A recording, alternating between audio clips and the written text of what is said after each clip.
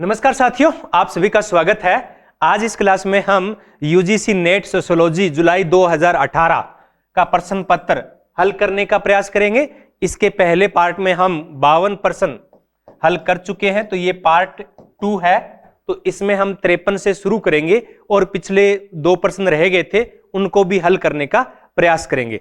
मैं हमेशा कहता हूं, पिछले वीडियो में मैंने कहा था कि जब भी हम किसी भी कंपटीशन की तैयारी करें, हमारा सबसे पहला कार्य क्या होना चाहिए कि उस पेपर से रिलेटेड 4-5 साल के जो प्रश्न पत्र हैं उनको हल करें।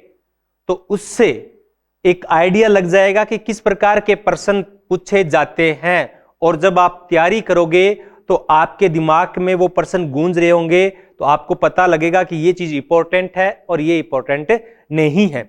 जैसे कि एग्जाम्पल के तौर पे मैं कल एक अपना टॉपिक है खेल और संस्कृति। तो खेल तो बहुत सारे हैं, लेकिन ऐसे खेल जो अपनी संस्कृति से जुड़े हुए हैं। एग्जाम्पल के तौर पे मैंने देखा कि 2 बार तमिलनाडु के अंदर खेल है जलीकुट्टी, तो उसमें सांड को छोड़ दिया जाता है और उस 2 टीमें होती है, तो उससे रिलेटेड प्रश्न आ चुके हैं।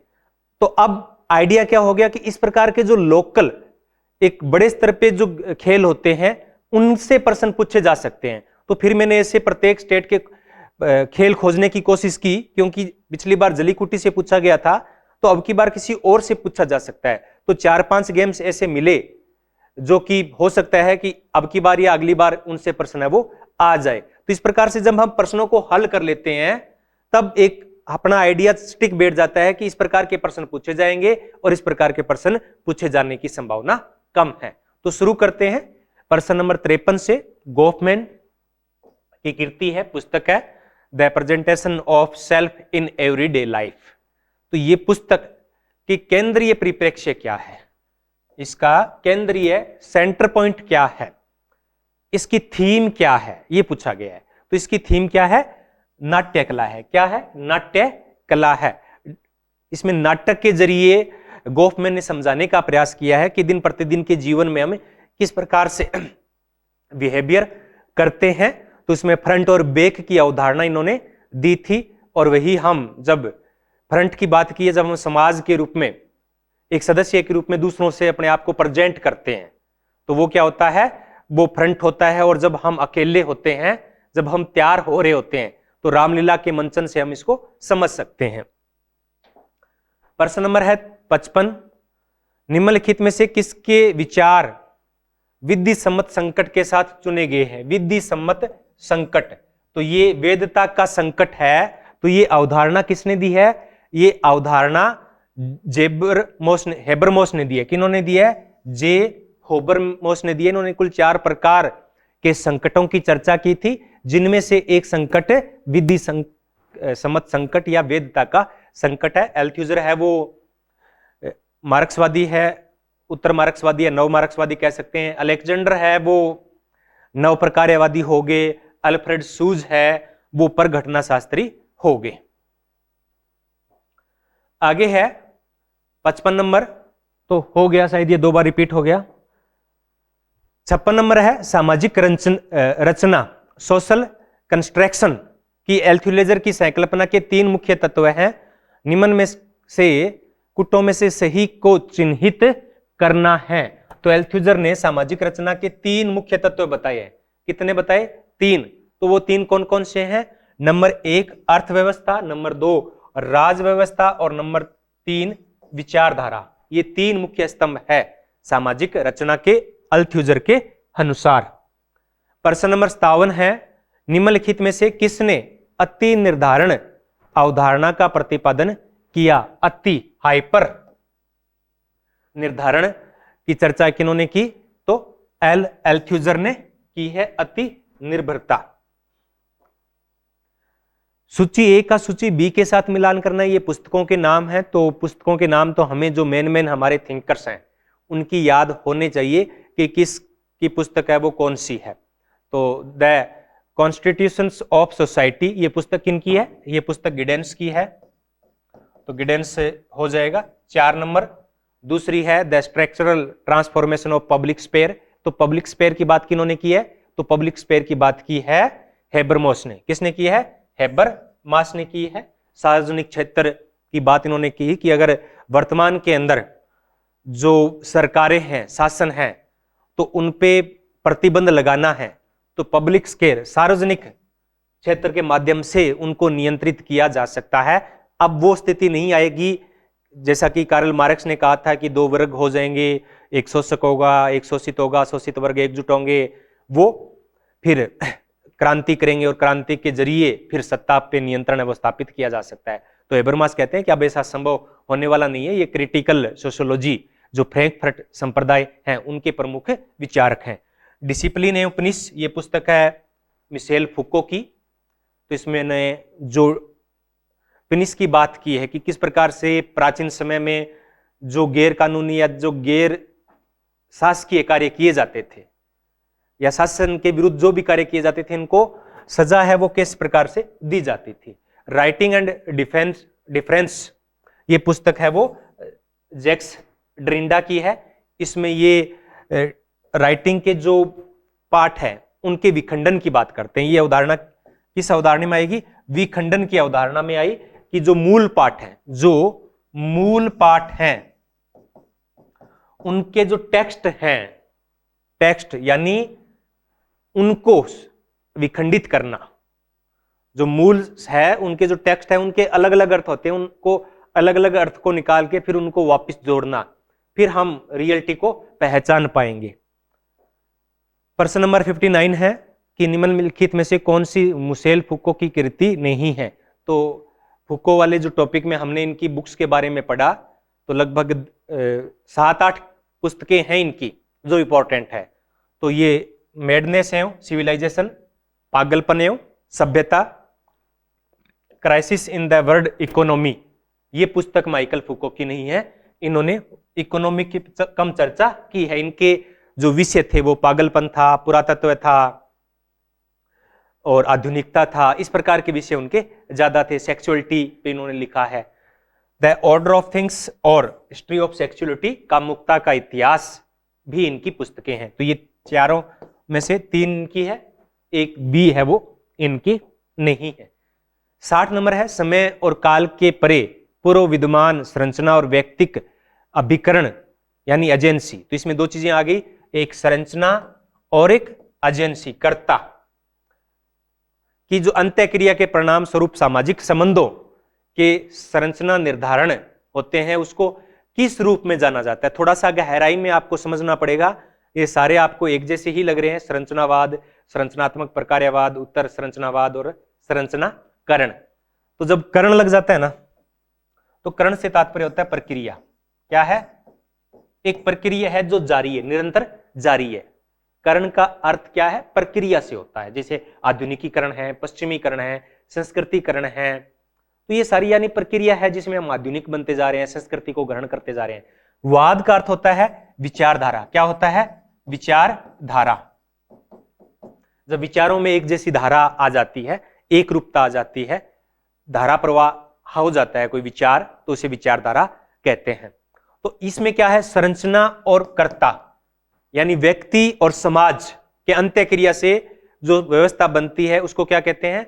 संरचनात्मक प्रकार्यवाद कहते हैं। क्या कहते हैं? संरचनात्मक प्रकार्यवाद कहते हैं। आगे है किसके लिए वास्तविकता के स्थानीय ब्यौरे भव्य आख्यानों की तुलना में अधिक महत्वपूर्ण है। तो यहां जो बात की जा रही है वो महत्वपूर्ण है। तो इसमें क्या होता है कि जो भव्य आख्यान है, भव्य आख्यानों से तात्पर्य है कि वृहत हमारी जो अध्ययन पद्धति है, हमारे जो सिद्धांत है, उनको मुख्य रूप से हम 2 भागों में बांटते हैं। कितने भागों में बांटते हैं? 2 भागों में बांटते हैं, सूक्ष्म स्तरीय और वृहद स्तरीय और वृहद स्तरीय। इन 2 भागों में हम बांटते हैं। तो जो भव्य होते हैं उनको बोलते हैं जो वृहद सिद्धांत है, बड़े बड़े जो सिद्धांत है, संरचनावाद है, संरचनात्मक प्रकार्यवाद है, संघर्षवादी है, यानी वो संपूर्ण समाज को, संपूर्ण विश्व को एक साथ लेकर अध्ययन करते हैं। तो वास्तविकता के स्थानीय ब्यौरे यानी जो छोटे लेवल के, जो सूक्ष्म लेवल के हैं, जो महत्वपूर्ण देते हैं। तो स्थानीय ब्यौरे भव्य आख्यानों की तुलना में अधिक महत्वपूर्ण है। तो इसमें क्या आ जाएगा? उत्तर आधुनिकतावादी आ जाएगा। क्या आ जाएगा? उत्तर आधुनिकतावादी। वैसे परघटना विज्ञानी है। तो यहां ये भी हो सकता था, लेकिन इसमें तो केवल एक है, इसमें ये सारे के सारे है, ये दोनों नहीं हो सकते। आगे है प्रश्न नंबर 62 कि भारत में विविधता के स्रोतों में क्या क्या सम्मिलित है। तो यानी भारत में सांस्कृतिक विविधता में एकता की हम बात करते हैं तो हमारे यहाँ बहुत सारी विविधता है। अन के बोस ने 5 प्रकार की विविधता की चर्चा की थी। वैसे हमारे यहाँ जाति के आधार पे, प्रजाति के आधार पर, धर्म के आधार पर, भाषा के आधार पर, यानी इन सभी के आधार पे, नर जाति यानी प्रजाति, प्रजाति के आधार पे, जाति के आधार पे, धर्म के आधार पे, भाषा के आधार पे, उपरोक्त सभी के आधार पर क्या है विविधता है। 63 है, ये अन के बोस वैसे हटा दिया गया है, अब 2018 तक था लेकिन अब नहीं है, फिर भी इनडायरेक्ट तो पूछा ही जा सकता है। अन के बोस के अनुसार भारतीय सभ्यता का विकास किसका परिणाम है। भी भारतीय सभ्यता है, इन्होंने सभ्यता को काफी कुछ रूप से जाना है, तो किसका परिणाम है। बारंबार हुए युद्धों के अनुभव जिसके परिणाम स्वरूप राष्ट्रीयता की भावना उत्पन्न हुई, यहां सभ्यता की बात की जा रही है। सापेक्षित रूप से शांतिपूर्ण स्थिति में सांस्कृतिक बहुलवाद का एक प्रतिरूप, तो ये है शांतिपूर्ण परिस्थितियों के अंदर सांस्कृतिक बहुलवाद। और भारत में समुदाय अपनी विशिष्ट सत्ताओं का निर्माण नहीं करते हैं। और 4 नंबर है संस्कृति की विविधता किंतु सभी समुदायों की अंतर्निर्भरता के लिए आर्थिक संगठन को प्रोत्साहित देना। तो ये 2 और 4 इसके सही आंसर है। किसे भारतीय समाजशास्त्र को इतिहासपरकता एवं संस्कृति विज्ञान की छाया से बाहर निकालने का श्रेय जाता है। तो जो भारतीय समाजशास्त्र की बात करें तो भारतीय समाजशास्त्र की शुरुआत हम मुख्य रूप से जीएस घुरिये से मानते हैं। किससे मानते हैं? जीएस घुरिये से। जीएस घुरिये का जो अध्ययन का परिप्रेक्ष्य था वो कौन सा था? भारत विद्याशास्त्र। क्या था? भारत विद्याशास्त्र, जिसमें भारतीय प्राचीन संस्कृति, भारतीय प्राचीन यानी ऐतिहासिक संस्कृति के आधार पर, धर्म ग्रंथों के आधार पर भारतीय समाज की व्याख्या की गई थी और यहीं से भारतीय समाज शास्त्र की नींव रखी जाती है। लेकिन एमएन श्रीनिवास ने भारत के अंदर क्षेत्रीय कार्य, क्या क्षेत्रीय फील्ड वर्क प्रारंभ किया। तो फील्ड वर्क के अंदर क्या है कि रहे होंगे वो धर्म ग्रंथों में जो चीज है जो हजारों साल पहले थी, अब ज्यों की त्यों तो अब नहीं है, उसमें तो बहुत सारे परिवर्तन आ चुके हैं। तो स्थानीय या जो वर्तमान के संदर्भ में देखा इनको, तो इन्होंने इतिहास और संस्कृति विज्ञान की छाया से भारत को बाहर निकालने का श्रेय किसको जाता है? एमएन श्रीनिवास को जाता है। 65 नंबर प्रश्न है, किसने इस बात पे जोर दिया कि यह पर्याप्त नहीं कि एक भारतीय समाजशास्त्री एक समाजशास्त्री बने, अपितु से पहले एक भारतीय बने। तो ये भी बात है वो किन्होंने कही है, यहां पे जीएस घुरिये नहीं है, वरना वो भी ये बात कह सकते थे। लेकिन मुख्य रूप से ऐसी बात कही है वो किसने की है? डीपी मुखर्जी ने। डीपी मुखर्जी को हम परंपराओं के समाजशास्त्र के लिए जानते हैं। इन्होंने कहा था कि अगर भारतीय समाज को समझना है तो भारतीय समाज की परंपराओं को समझना पड़ेगा। किनको समझना पड़ेगा? परंपराओं को समझना पड़ेगा। परंपराओं को भारतीय अच्छी तरीके से समझ सकते हैं तो इसे कहते हैं कि भारतीय बने, भारतीयों की परंपरा को समझे, फिर कोई भारतीय समाजशास्त्री हो सकता है। 2 कथन दिए गए हैं, ए का बी के साथ मिलान करना है। कथन ए है कि भारत में क्षेत्रीयतावाद स्वतंत्रता के बाद से निरंतर उभार कर रहा है। क्षेत्रवाद, क्षेत्रवाद भारत के अंदर आजादी के बाद से ही शुरू हो गया था। कब शुरू हो गया था? आजादी के तुरंत बाद से ही शुरू हो गया था, जब राज्यों का निर्माण किया जा रहा था। तब अलग अलग राज्यों की डिमांड्स की जा रही थी और इसके लिए 1953 के अंदर जो भाषा के आधार पे, अब भाषा अलग चीज है, भाषा के आधार पे भी क्षेत्रवाद है वो फैल सकता है। क्षेत्रवाद का यानी अपने क्षेत्र का पक्ष लेना। तो भाषा के आधार पे पहला जो राज्य बना था वो आंध्र प्रदेश बना था, बाद में गुजरात और महाराष्ट्र अलग बने थे। तो वो कहीं ना कहीं उसमें क्षेत्रवाद की शुरुआत हो चुकी थी। भारत में हमेशा उत्तर और दक्षिण क्षेत्र की चर्चा वो चलती रहती है, विशेष तौर से भाषा को लेकर। तो जो भारत में पहली बार जो विखंडन की स्थिति उत्पन्न आई वो भाषा के कारण आई और भाषा के बाद में क्षेत्रवाद पनपा। लेकिन यहां जो क्षेत्रवाद की बात की जा रही है वो उसके बाद से जो अलग अलग पूर्वोत्तर राज्य हैं वो अलग डिमांड कर रहे हैं, तो वहां से क्षेत्रवाद की शुरुआत है वो हो गई। इसके बाद में 2000 के बाद में क्षेत्र के आधार पे, क्योंकि क्षेत्रवाद तब आता है जब कहते हैं कि वो अपने आप को वंचित महसूस करते हैं। तो कुछ राज्य कुछ क्षेत्र ऐसे हो सकते हैं जो अपने आप को क्या करते हैं, वंचित महसूस करते हैं। तो 2000 के अंदर 3 राज्य बने थे, झारखंड, छत्तीसगढ़ और उत्तरांचल। ये क्षेत्रवाद का ही एक रूप था। और पूर्वोत्तर भारत के तो अभी भी मणिपुर के अंदर कहीं ना कहीं अलगाववादी भावना है वो भड़क रही है। तो बड़े एवं छोटे क्षेत्रीय संकीर्ण दृष्टिकोण के साथ अपने क्षेत्रीय हितों की रक्षा करना चाहते हैं। तो अब क्या है, संकीर्ण दृष्टिकोण, यानी अपने क्षेत्र को ही सर्वश्रेष्ठ समझने की जो धारणा है, इससे क्या है, क्षेत्रवाद में उभार आता है। तो ए और आर दोनों सही है और दोनों एक दूसरे की सही व्याख्या भी करते हैं। कौन भारतीय मलिन बस्तियों में सामाजिक सांस्कृतिक उपांतिकता के प्रस्तावक है? तो ये नगरीय समाजशास्त्र से संबंधित है। तो मलिन बस्तियों में सामाजिक सांस्कृतिक उपांतिकता के प्रस्तावक कौन है? विक्टर एस डिसूजा। विक्टर एस डिसूजा। एक MNS राव है, वो भी नगरीय समाजशास्त्र के लिए अलग पहचान है वो रखते हैं। प्रश्न नंबर 68 है, किस प्रकार की निर्धनता कायिक उत्तरजीविता को बनाए रखने के लिए जरूरी बुनियादी संसाधनों के अभाव की घोतक है? यानी निर्धनता में उत्तरजीविता को बनाए रखने के लिए, उत्तरजीविता के लिए जरूरी क्या है? जो बुनियादी संसाधन है। बुनियादी में सबसे पहले रोटी कपड़ा और मकान आता है, फिर सड़क है, शिक्षा है, स्वास्थ्य है, बिजली है, पानी है, ये आते हैं। अगर ये चीजें सारी के सारी चीजें नहीं है तब क्या होगा? उसे परम निर्धनता कहा जाएगा। क्या कहा जाएगा? परम निर्धनता। कायाकल्प और शहरी परिवर्तन हेतु अटल मिशन अमृत का शुभारंभ कब किया गया था? तो ये अमृत मिशन है, ये बीजेपी सरकार के द्वारा 25 जून 2015 को 25 जून 2015 को शुरू किया गया था। तो अब ये प्रश्न आया है किसे? जो नगरीय योजनाएं हैं, नगरीकरण की योजनाएं हैं। तो वर्तमान में नगरीकरण की कौन कौन सी योजनाएं चल रही है जिनसे प्रश्न है वो पूछे जा सकते हैं? कौन कौन सी चल रही है? अब चल रही है स्वच्छ भारत। स्वच्छ भारत अभियान जो नगरीय समाजशास्त्र से संबंधित है।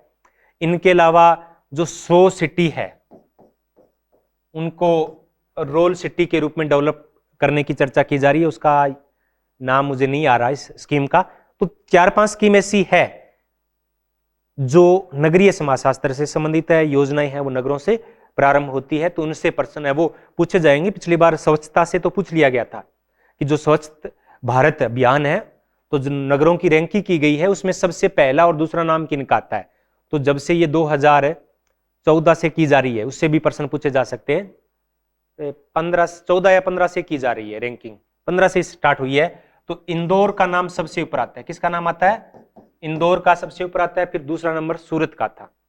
तो कम से कम जो टॉप 10 सिटी है उनके नाम अपने को पता होना चाहिए कि स्वच्छता में किसकी रैंक है, वो पहली है, दूसरी है, तीसरी, चौथी, कम से कम 4-5 तो होनी ही चाहिए।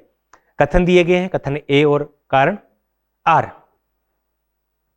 तो पारिस्थितिकी निम्नीकरण के परिणाम स्वरूप पर्यावरणीय प्रदूषण होता है। बिल्कुल होता है। वनोन्मूलन, बड़े बांधों का निर्माण या अन्य विकासात्मक कार्यकलाप पारिस्थितिक निम्नीकरण के लिए उत्तरदायी है। तो ये दोनों कथन है वो सही है। अब केवल सही से काम नहीं चलेगा, अब ये देखना है कि दोनों कथन एक दूसरे की सही व्याख्या करते हैं या नहीं है। तो इस प्रकार के प्रश्नों को करना थोड़ा सा मुश्किल होता है और इसको गहराई से हमें समझना पड़ता है कि क्या कह रहा है दोनों कथनों में। पारिस्थितिकी निम्नीकरण यानी पर्यावरण का अगर निम्नीकरण होता है, विघटन होता है, तो उससे पर्यावरण प्रदूषण होता है। बिल्कुल सही बात है। अब ये होता है कि पर्यावरण प्रदूषण के और क्या कारण है? तो इसमें क्या है? वनोन्मूलन, बड़े बांधों का निर्माण, अन्य विकासात्मक कार्यकलाप पारिस्थितिकी निम्नीकरण के लिए उत्तरदायी है। तो ये दोनों ही इसमें सही हो सकते हैं। कि दोनों कथन सही है और एक दूसरे की सही व्याख्या करते हैं, और यह भी हो सकता है कि दोनों एक दूसरे की सही व्याख्या नहीं करते हैं। तो इस प्रकार के कुछ प्रश्न आएंगे जिनका आंसर देना बड़ा मुश्किल हो सकता है, होगा ही होगा। तो यूजीसी ने सेकंड माना है कि दोनों एक दूसरे की सही व्याख्या नहीं करते हैं। प्रश्न नंबर 71 है, निम्नलिखित में से किसने यह तर्क प्रस्तुत किया कि विसमान्यता यानी विचलन है विकृत व्यक्तित्वों के परिणाम स्वरूप नहीं बल्कि समाज की अपनी संस्कृति और संरचना से उत्पन्न होता है। तो ये विचलन के सिद्धांत दिए। तो इसमें कहता है कि जो विचलन है, विसमान्यता है, वो विकृत व्यक्तित्व के कारण नहीं होती है बल्कि विकृत सामाजिक संरचना के कारण होती है। तो संरचना पे किसने ध्यान दिया था? आर.के. मर्टन ने दिया था। क्या विचलन की परिभाषा दी थी आर.के. मर्टन ने? कि जब सांस्कृतिक लक्ष्य और संस्थागत साधन एक दूसरे से मेल नहीं खाते ना, तब इस प्रकार की स्थिति आती है। श्वेतवसन अपराध का सुव्यवस्थित रूप से अध्ययन किसने किया? तो किसने किया? हम जानते हैं सदरलैंड ने किया था। व्यापक औषधि एवं मन प्रभावी पदार्थ अधिनियम, ये मादक विचलन से ही संबंधित है। तो अधिनियम कब बना था? तो ये 1985 के अंदर बना था। इसको शॉर्ट में बोलते हैं एनडीपीएस एक्ट, एनडीपीएस एक्ट 1950 में। और शायद 2009 के अंदर इस के अंदर संशोधन किया गया था। पहले इसके अंदर 1 लाख जुर्माना और 10 वर्ष की सजा का प्रावधान था। बाद में संशोधन किया गया तो इसको और ज्यादा कठोर बना दिया गया। अब जो सजा है वो 20 वर्ष कर दी गई है, और जो जुर्माना है शायद 2 लाख है, या भी मुझे अच्छी तरीके से याद नहीं आ रहा। सजा 20 साल है। आगे है 74 नंबर कि भारत में परंपरा अनिवार्यता आधुनिकीकरण की प्रक्रिया को धीमा नहीं करती है। यह परिघटना को परंपरा की आधुनिकता कहा है। तो ये कथन किसका है? तो ये है रुडोल्फ का। किसका है? रुडोल्फ का। नोट कर लीजिए ये, अगर आपने पहली बार ये पढ़ा है कि परंपरा की आधुनिकता कहा है इसे, कि धीमी नहीं हुई है परंपरा बल्कि परंपराओं का आधुनिकीकरण हो गया है। तो रुडोल्फ की यह अवधारणा है।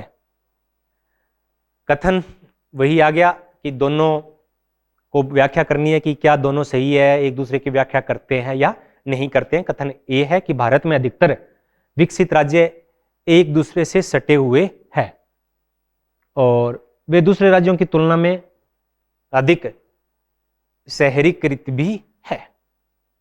तो ये दोनों कथन सही है, दोनों कथन सही है। क्यों? क्योंकि भारत के जो विकसित राज्य हैं, विकसित राज्य भारत के हैं, वो ज्यादातर कहां पर है? साउथ के अंदर है। कर्नाटक है, तमिलनाडु है, महाराष्ट्र है, गोवा है, ये भारत के विकसित, केरला है, ये भारत के विकसित राष्ट्रों की श्रेणी में आते हैं और अब दूसरे राज्यों की तुलना में अधिक शहरीकृत भी है। तो ये बात है वो काफी हद तक सही भी है, जैसे कि महाराष्ट्र है, लेकिन काफी हद तक सही नहीं भी है। तो ये दोनों कथन सही है और मेरे हिसाब से तो ये एक दूसरे की सही व्याख्या करते हैं, लेकिन यूजीसी ने नहीं माना कि ये एक दूसरे की सही व्याख्या नहीं करती है। तो इसके लिए हमें थोड़ी और स्टडी करने की आवश्यकता होगी। हमें देखना पड़ेगा कि भारत के विकसित राज्य कौन से हैं और उनमें शहरीकरण की दर क्या है। जैसे कि एग्जाम्पल के तौर पे कि शहरीकरण की बात करें तो दिल्ली है, अगर उसको राज्य मान लेते हैं अपने, तो वो सबसे अधिक शहरीकृत है। तो इस वजह से तो वो क्या हो जाएगा कि सारे वैसे नहीं होंगे, और कुछ ऐसे हो सकते हैं जैसे कि जिनमें शहरीकरण कम हो लेकिन विकसित हो। आगे 76 नंबर कि कौन सा सुमेलित नहीं है? लिंग और भूमि अधिकार, बिन्ना अग्रवाल। ये अपने को सही कथन नहीं है, उसकी पहचान करनी है। लिंग एवं भूमि अधिकार, तो बिन्ना अग्रवाल, इन्होंने मुख्य रूप से पंजाब के बिन्ना अग्रवाल ने पंजाब के जो भूमि रिलेशंस है उनकी चर्चा की गई है।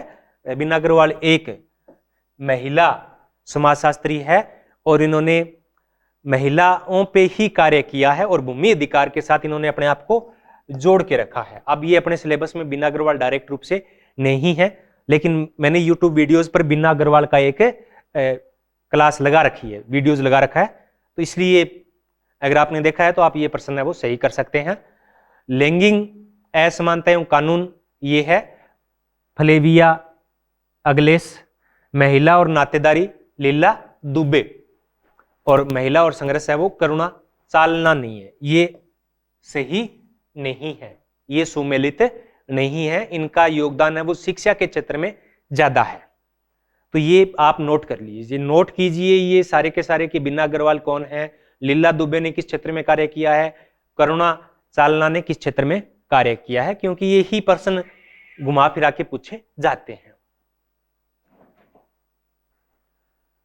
77 है कि निम्नलिखित में से कौन सी भारतीय संविधान द्वारा यथा अंगीकृत धर्मनिरपेक्षता की एक विशेषता नहीं है। तो सभी के लिए धर्म की व्यक्तिक एवं सामूहिक स्वतंत्रता की गारंटी, बिल्कुल सही बात है। सार्वजनिक रोजगार और शिक्षा के मामले में धर्म के आधार पर राज्य कोई भेदभाव नहीं करेगा, ये भी सही है। राज्य को धार्मिक लक्ष्यों के प्रति अनावश्यक रूप से तटस्थ रहना चाहिए, ये भी सही है। धर्म के आधार पे आरक्षण भारत के अंदर नहीं है, कहीं भी नहीं है। भारत में जाति आधारित आरक्षण है, धर्म के आधार पे आरक्षण नहीं है। कुछ राज्यों ने दे रखा है, जैसे कर्नाटक का चल रहा है, कर्नाटक में धर्म के आधार पे आरक्षण है वो दिया गया है, तो उसकी चर्चा है वो चलती रहती है। तो इस प्रकार से अगर हम करंट की चीजों को पढ़ेंगे ना तो ये मुद्दे आते हैं। जैसे मुद्दा आया था, कौन सा आया, बजरंग दल का बैन करने वाला मुद्दा आया था। तो हमारे एक चैप्टर है धार्मिक संगठन, तो धार्मिक संगठन में चर्चा हो सकती है बजरंग दल की है, और बजरंग दल के साथ एक और संगठन था, धार्मिक संगठन है। तो इससे आपको आइडिया रहता है कि फिर बजरंग दल की शुरुआत कब हुई, किससे हुई, इस प्रकार के आते हैं। तो इनमें मैं वीडियोस बनाऊंगा, तब ये चीजें क्लियर करेंगे। 78 है कि विश्वव्यापी सामाजिक संबंधों का तीव्र विशिष्ट स्थानों को इस तरीके से जोड़ना कि स्थानीय घटनाएं मिलो दूर घटने वाली घटनाओं को विलोमत भी निर्धारित होती है। तो उसे क्या कहते हैं, तो उसे कहते हैं वैश्वीकरण। जब जोड़ने की बात आ जाती है तब क्या है, वैश्वीकरण है, विश्वव्यापी व्यवस्था वैश्वीकरण। 79 है कि निम्नलिखित में से कौन सी ब्रिटिश शासन के दौरान उसके बाद भारत के प्रचलन में लाए गए आधुनिकीकरण का सहघटक नहीं है। ब्रिटिश शासन के दौरान और उसके बाद भारत में आधुनिकीकरण की जो बात है, तो सार्वभौमिक वैश्वीकरण आधुनिकीकरण की बात करता है, पाश्चात्य शिक्षा है वो करता है, नगरीकरण और औद्योगिकरण भी आधुनिकीकरण की बात है, ग्राम समुदायों का समेकन ये आधुनिकीकरण का लक्षण नहीं माना गया है। नगरीकरण बढ़ना आधुनिकीकरण माना जाता है। अब आप इसके विरोध या समर्थन में हो सकते हैं। प्रश्न नंबर 80 है कि कथन ए और बी का है वो मिलान करना है, बताना है कि कौन सा सही है और कौन सा गलत है। तो वैश्वीकरण ने सार्वजनिक क्षेत्र और गैर सरकारी क्षेत्र में दोनों में इस बात के लिए बाध्य कर दिया है कि विज्ञान के विकास को एक दूसरे का सहयोग करें। तो विज्ञान के विकास में सरकारी और गैर सरकारी क्षेत्रों दोनों को ही इसके लिए एक दूसरे के सहयोग के लिए बाध्य कर दिया है। सरकारी एजेंसियां हैं वो प्राइवेट एजेंसियों की सहायता है वो विज्ञान के क्षेत्र में लेती रहती है। उपयुक्त दोनों के बीच सहयोग से बाजार प्रतिस्पर्धा का सामना करने में सहायता मिलती है। तो दोनों ही कथन सही है, ए और आर कथन सही है। तब क्या होता है कि कुछ कमेंट्स आते रहते हैं कि सर आप बीच बीच में अगर थोड़े जोक वगैरह मोटिवेशन वगैरह हो जाए तो उससे फिर इंटरेस्ट बना रहता है। लेकिन मेरा क्या मानना है कि मैं सोचता हूं कि वीडियोस लगभग 40-45 मिनट का ही होना चाहिए। उससे अगर ज्यादा है तो फिर बोरियत महसूस होने लगती है। एक इंसान की कैपेसिटी ये होती है कि 40+20 या 45+15 की स्ट्रेटजी होनी चाहिए कि 40-45 मिनट पढ़िए और फिर 15-20 मिनट बाद में रेस्ट करिए, फिर दोबारा स्टार्ट कर लिए। इस दौरान अगर झपकी आ जाए या कोई गाना वगैरह सुन लेते हैं तो इससे माइंड फ्रेश हो जाता है। अगर 1.5-2 घंटे की अगर क्लास हो जाए तो फिर कोई आनंद नहीं आता है। और अगर इस प्रकार से हम बीच में अन्य बातों को साथ में लेते हैं तो ठीक है, थोड़ा थोड़ा तो चलता है। इससे तो मैं बिल्कुल मानता हूं कि जीवंतता आ जाती है। लेकिन अगर बहुत ज्यादा चर्चा करते हैं तो फिर वो क्लास नेसेसरी है, वो लंबी हो जाती है, तो इससे फिर हमारी क्षमता है वो धीरे धीरे कम हो जाती है सीखने की।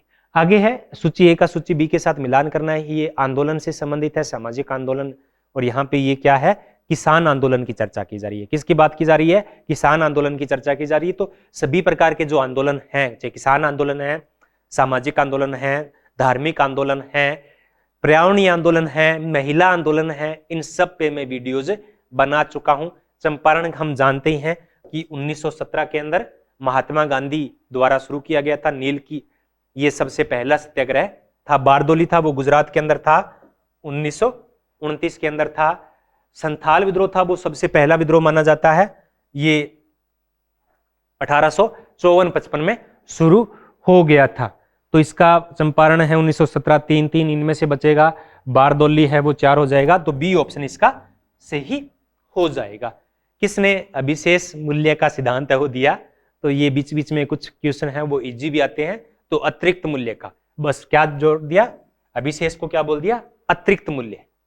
तो अतिरिक्त मूल्य का सिद्धांत है वो किसने दिया, वो कार्ल मार्क्स ने दिया था। ये सब हम जानते हैं। अतिरिक्त मूल्य तो आप जानते ही होंगे, कैसे निकालते हैं, बाजार मूल्य माइनस लागत मूल्य।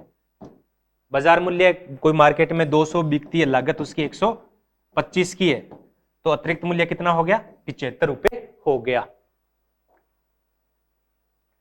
83 निम्नलिखित में से कौन सा विद्रोह फसल में जोतदार के अधिकारों को आधे से कम करके 1/3 करने और गरीब बंटाईदार किसानों के अधिकारों को संगत बढ़ोतरी करने की मांग के साथ शुरू किया गया था। जैसा कि नाम से पता चलता है, ये मैं किसान आंदोलन में चर्चा कर चुका हूं। 1/3 तो ये बंटाईदारी होती है, एक पट्टेदारी होती है, एक बंटाईदारी होती है, एक जोतदार होता है, एक किसान होता है, एक कृषक होता है, इनमें थोड़ा थोड़ा अंतर होता है। तो बंटाईदार होता है जो इसको बोल देते हैं दूसरे नाम पे, किस पे, हिस्सेदारी भी बोल देते हैं। क्या बोल देते हैं, हिस्सेदारी। हिस्से पे खेती करना, जमीन किसी और की होती है, संसाधन उसके होते हैं, जो मजदूरी करता है उसको क्या बोलते हैं, बंटाईदारी करते हैं। तो उसको उसका बंटा यानी हिस्सा मिलता है, कितना हिस्सा उसका है। अगर 1/3 उसको मिलता है और 2/3 उसको मिलता है, तो इसको बोलते हैं ती भागा, ते भागा, यानी तीसरा भाग मिल रहा है। और जो मांग की जा रही थी वो क्या थी कि इसे 2 भाग दिए जाए, तो इसे ती भागा आंदोलन कहा है, क्योंकि इसमें तीसरा भाग ही बंटाईदार को मिलता था। अब ये मत पूछना कि ये किस आंदोलन की बात की जा रही है, तो ये ते भागा आंदोलन की बात की जा रही है।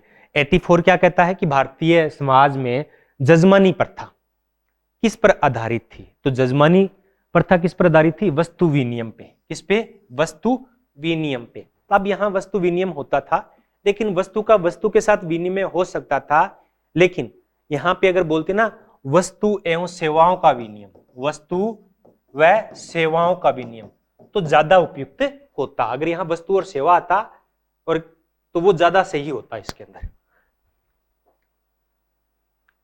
किसने निम्नलिखित कथन दिया है, तो अभी नेट के फॉर्म्स है वो निकल चुके हैं, 31 मई है वो फॉर्म भरने की अंतिम तारीख है। तो जो यूजीसी नेट की तैयारी करना चाहते हैं, तो पहली बात तो मैं हमेशा कहता हूं कि सेल्फ ही करें, अपने खुद के नोट्स बनाएं। फिर भी अगर कोई कहता है कि टाइम कम है, तो उनके लिए हमने कोर्स लॉन्च किया है यूजीसी नेट का, जिसमें हम 40% ऑफ दे रहे हैं। तो मार्केट से मात्र 20% में, मार्केट से अगर कोई 10,000 का कोर्स है तो वो हमारा कोर्स है वो 2,000 में ही मिल जाता है, यानी 20% पे हम कोर्स है वो उपलब्ध कराते हैं। तो उसकी कुछ लिमिटेशंस है वो आपको वहां पे मिल जाती है। तो एक एप्लीकेशन बनवाया हुआ है जिसे प्ले स्टोर से डाउनलोड किया जा सकता है। अगर कोर्स परचेज नहीं करना है तो भी आप उसको देख सकते हैं, वहां पे एक्स्ट्रा कुछ कंटेंट है जो आपको फ्री में भी उपलब्ध रहता है, जिसका लिंक है वो वीडियो के डिस्क्रिप्शन में आपको मिल जाएगा। वैश्वीकरण एक जटिल बहुआयामी प्रक्रिया है जिसमें वैश्विक और स्थानीय के बीच एक द्वंद्वात्मक संबंध निहित है, साथ ही यह नई वैश्विक असमानता और सत्रीकरण की ओर ले जाता है। ऐसा किसने कहा, तो ऐसा किसने कहा, एंथनी गिडेन्स ने कहा। किसने कहा, एंथनी गिडेन्स ने कहा। 86 है, किसकी कृति है कि औद्योगिक समाजशास्त्र का सामान्य रूप से और विशेष रूप से यूएसए से आविर्भाव हुआ है। तो मेयो की पुस्तक में मेयो ने कहा है। आगे है सूची ए सूची बी का मिलान करना है, बताना है सही है या नहीं है, व्याख्या एक दूसरे की करते हैं या नहीं करते हैं। औद्योगिकरण परिवार से कमजोर जुड़ाव बंधन की ओर ले जाता है, बिल्कुल ले जाता है। एकांकी पारिवारिक संरचना बनती ही बनती है। अगर कोई ज्वाइंट फैमिली होती है तो वहां से एक संयुक्त फैमिली आ जाती है नगरों में काम करने के लिए, उद्योगों में काम करने के लिए, तो वो वहां के एकांकी बन जाती है। पीछे जो परिवार है वो भी एकांकी रह जाता है। तो यानी दो ज्वाइंट फैमिली होती है उसे 2-3 एकांकी परिवार बन जाते हैं। उद्योग व्यापक रूप से युवा प्रवासी श्रमिकों को रोजगार देता है जो दूरवर्ती स्थानों पे आते हैं। वही बात होगी कि उद्योग है वो क्या करते हैं, इनको क्या करते हैं, रोजगार देते हैं। तो ये क्या आ जाते हैं, यहां से नगरों में आ जाते हैं जहां पे उद्योग स्थापित है, दूसरे स्थान पे आ जाते हैं। तो ये दोनों कथन एक दूसरे से संबंधित है और एक दूसरे की व्याख्या क्या है, करते हैं। किसने अनुभविक अध्ययन के आधार पर तर्क प्रस्तुत किया कि अनौपचारिक संबंध नौकरशाही में महत्वपूर्ण भूमिका निभाते हैं। ये नौकरशाही की उदाहरण है, वैसे मुख्य रूप से मैक्स वेबर ने दी है, लेकिन यहां कथन है एक पीएम बलाऊ का। किसका है, पीएम बलाऊ का है।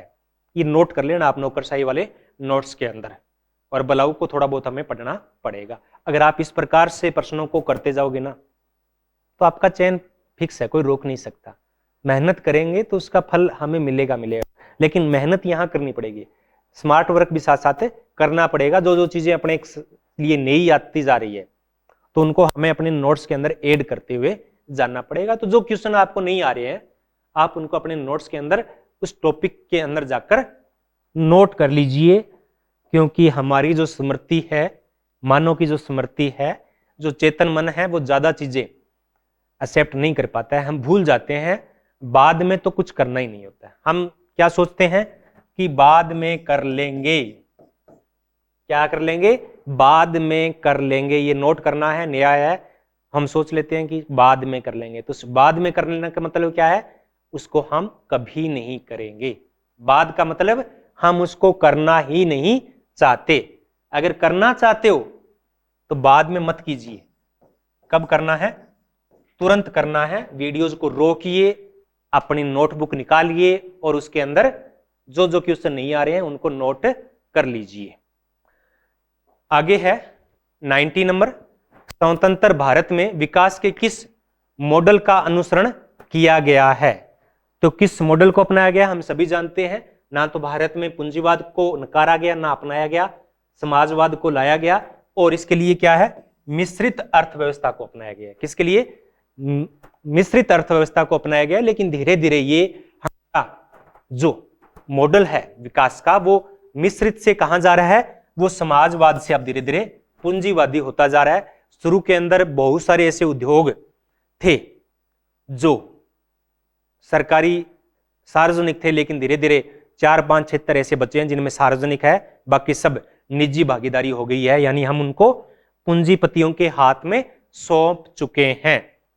अल्प विकसित का विकास या विकास अविकसित या अल्प विकसित विकास का शब्द है वो किसने गढ़ा था, वो एजी फ्रैंक ने गढ़ा। दो सिद्धांत मुख्य रूप से है विकास के, एक अल्प विकास और एक केंद्रीय विकास।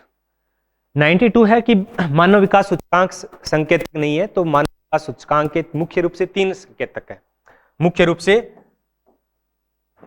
3 संकेतक हैं। कौन सा है, शिक्षा, स्वास्थ्य और प्रति व्यक्ति आय। शिक्षा, स्वास्थ्य और प्रति व्यक्ति आय। तो ये शिक्षा हो गया, आयु से हम स्वास्थ्य का निर्धारण कर सकते हैं, और प्रति व्यक्ति आय दिया हुआ है। तो ये जो चौथा ऑप्शन है वो नहीं है। आगे है, निम्नलिखित में से उस समिति की पहचान करें जिसका भारत सरकार मलिन बस्तियों के प्राथमिक स्वास्थ्य देखभाल प्रदान करने के लिए सेवा डिलीवरी दृष्टिकोण अपनाने को का संगठन करने और उसमें सुधार लाने के तौर तरीकों का सुझाव देने के लिए 1982 में गठित किया गया था। तो इस समिति का नाम है कृष्ण समिति। क्या है, कृष्ण समिति। किसने सामाजिक उत्थानशीलता के रूप में जनन क्षमता के अध्ययन के लिए समाजशास्त्रीय व्याख्या दी है। सामाजिक उत्थानशीलता के लिए जनन क्षमता की अध्ययन की समाजशास्त्रीय व्याख्याएं दी है आसेन डूमोल्ट ने। किसने दी? आसेन डूमोल्ट ने। ये भी आप नोट कर लीजिए। बाद का मत सोचना कि बाद में करेंगे, बाद में कुछ नहीं होता है, जो कुछ होता है वो अभी होता है। बाद कभी आता नहीं है, जो गुजर चुका है वो भी नहीं आता है, आता है जो यही क्षण है जिसमें हम सब कुछ कर रहे हैं। 95 नंबर है कि महिलाएं उन्हें जीवित बच्चों की संख्या के अनुसार वर्गीकृत की जाती है। इसे किस रूप में संदर्भित किया जाता है? महिलाएं उन्हें जन्म में जीवित बच्चों की संख्या के आधार पे किया जाता है। तो ये यहां ऑप्शन है वो क्षमता दे रखा है यूजीसी ने, तो इसको थोड़ा देखना पड़ेगा।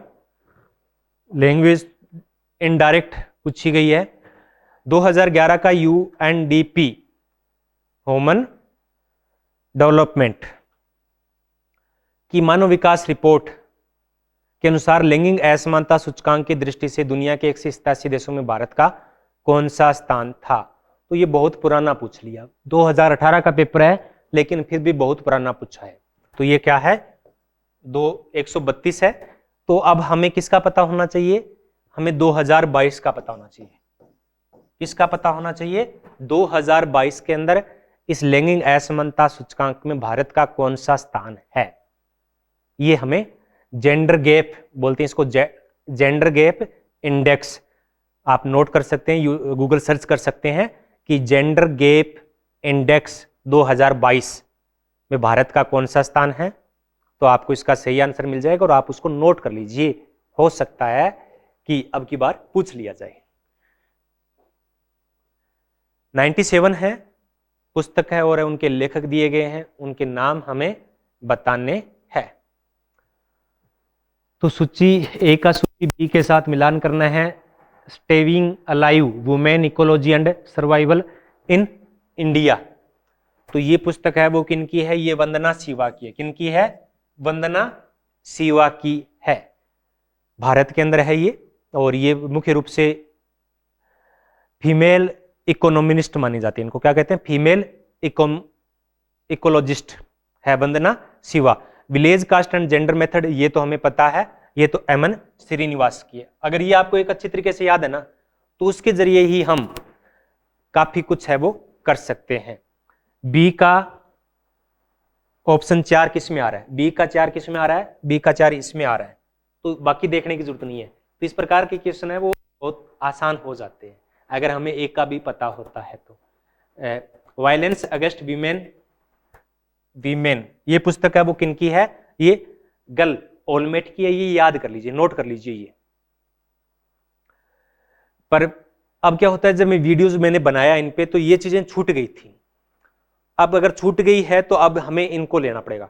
अगर आप कंटिन्यूस वीडियोस देखते हैं तो उससे कुछ चीज छूट जाती है तो वो आगे आ जाती है। तो वहां छूट गई तो ये चीज यहां पे आ गई। अब आपने अगर नोट्स बनाए हैं तो उसमें जाके ये नोट कर लीजिए कि वंदना शिवा के बारे में मैंने बताया था, उनकी पुस्तक का नाम नोट कर लीजिए। वैसे आइडिया तो लग जाता है कि पुस्तक है वो किसने लिखी है, लेकिन फिर भी हमें अच्छे तरीके से पता होना चाहिए। Perpetual moving widowhood in rural India, ये किनकी है? मार्था ए चेन की। किनकी है? मार्था ए चेन की। जननी सुरक्षा योजना भारत सरकार की योजना है, जिसका उद्देश्य किस उद्देश्य के साथ प्रारंभ किया गया? इसका उद्देश्य क्या है? तो मातृ एवं नवजात शिशुओं की मृत्यु दर में कमी लाना ही होगा। जननी सुरक्षा, तो जननी सुरक्षा होगी तो जच्चा बच्चा दोनों को नुकसान पहुंचने का सबसे ज्यादा जो नवजात शिशु है या जो जननी है, तो वो उस समय जब बच्चे का जन्म होता है तब उसमें मृत्यु की संभावना सबसे ज्यादा होती है, जिसे मातृ मृत्यु दर और शिशु मृत्यु दर के नाम से जानते हैं। तो इसके जरिए इनमें कमी लाने का उद्देश्य रखा गया था। भारत की जो जनसंख्या नीति थी 2000 की, उसमें इसे प्रति लाख 30 से कम लाने का उद्देश्य था, वो रखा गया था। कौन सा नारीवाद सिद्धांत इस विश्वास के साथ अभिलक्षित होता है? नारीवादी सिद्धांत इस विश्वास के द्वारा अभिलक्षित होता है। ये क्वेश्चन शायद अधूरा लिखा गया है। इस विश्वास के साथ अभिलक्षित होता है, तो इसमें तो कोई बन नहीं रहा है, शायद ये टाइपिंग में आगे का पार्ट है वो छूट गया होगा। भाषाई विविधता का अर्थ क्या है? क्या है भाषाई विविधता का अर्थ? है अधिक लोगों के द्वारा एक भाषा बोलना नहीं है, दो भाषा बोलना नहीं है, अनेक भाषा, लघुआ द्वारा बोली जाने वाली अनेक भाषा। विविधता एक दो भाषा से नहीं आती, बहुत सारी भाषाओं से आती है। प्रश्न नंबर 2 पिछले वीडियोस थी, हमारा पार्ट फेस्ट था, उसमें 2 रह गए थे। एक 26 नंबर था कि मिथक की संरचना के अध्ययन से संबंधित है। तो मिथक की संरचना पे किसने की है चर्चा? है वो लेवी स्ट्रॉस ने की है। किसने की है? लेवी स्ट्रॉस ने की है। और एक प्रश्न था वो 52 नंबर प्रश्न था, वो रह गया है कि दुर्खिम के अनुसार आधुनिक समाज का कौन सा अनुक्रम सही नहीं है? सही है तो कौन सा अनुक्रम है वो सही है? विभेद तो आ रहा है, सॉरी विभेद है वो किस में आ रहा है? 3 ऑप्शन में आ रहा है। तो ये तो पहला है। उसके बाद में निम्न स्थिति आएगी, फिर उच्च स्थिति आएगी। पहले निम्न स्थिति आएगी, फिर उच्च स्थिति आएगी। इसमें पहले उच्च की बात की जा रही है, तो निम्न से उच्च की ओर जाता है, तो सी ऑप्शन है वो इसका सही होगा। तो इस प्रकार से ये आज की हमारी क्लास है वो पूर्ण होती है। आपने इतने प्रेम से मुझे सुना, इसलिए आप सभी का बहुत बहुत धन्यवाद।